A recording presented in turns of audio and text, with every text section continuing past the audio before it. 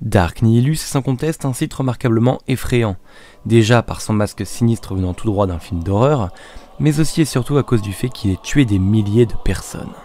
Aujourd'hui, je vais donc vous conter son histoire dans l'univers légende de Star Wars. C'est parti. Nous ferons connaître des Jedi. Enfin, nous aurons notre revanche. Quelle bonne idée de venir vous joindre à nous. La fête est terminée. Tu étais l'élu, c'était toi. Allez Chico, on fait la gauche. Il faut bien que je vous sorte d'ici. Je ne te décèlerai pas. Non. Laissez pas. Fais-le. Ou ne le fais pas. Et il n'y a pas d'issue. C'est un piège. Dis à ta sœur que tu avais raison.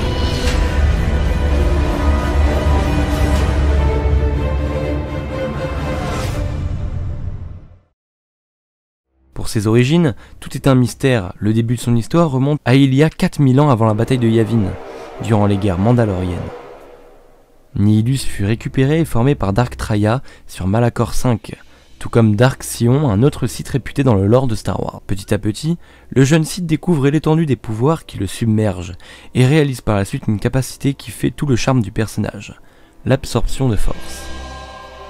Ainsi, Nihilus se nourrit de toutes sortes de choses détenant la force, comme une drogue, le rongeant petit à petit.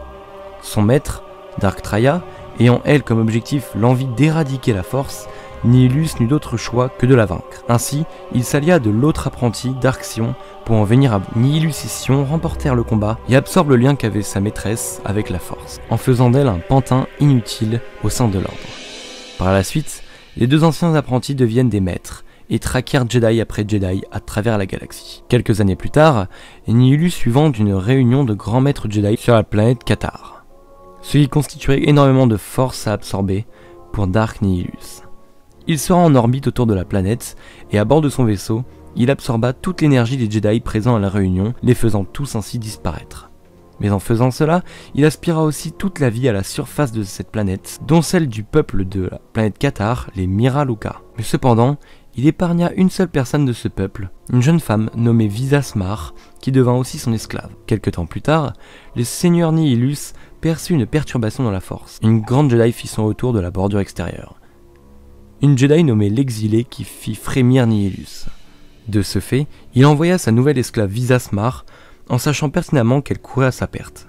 Cependant, et grâce à la force, il se rend compte que la Jedi exilée a réussi à retourner Visas Marr contre lui. Ainsi, le seigneur Nihilus attaqua la station spatiale, la citadelle près du système Talos, pour attirer son attention, puisqu'il savait pertinemment que la Jedi et son esclave étaient passés par ici. Voulant leur tendre un piège, le vaisseau finit par arriver bel et bien sur les lieux, et lança l'offensive, en ordonnant à ses troupes de faire en sorte que la Jedi et Visas Marr devaient arriver à lui pour s'en charger personnellement. Nihilus tenta d'abord d'intimider Visas pour qu'elle le rejoigne, mais il échoua, et les deux opposants se mettent à l'attaquer.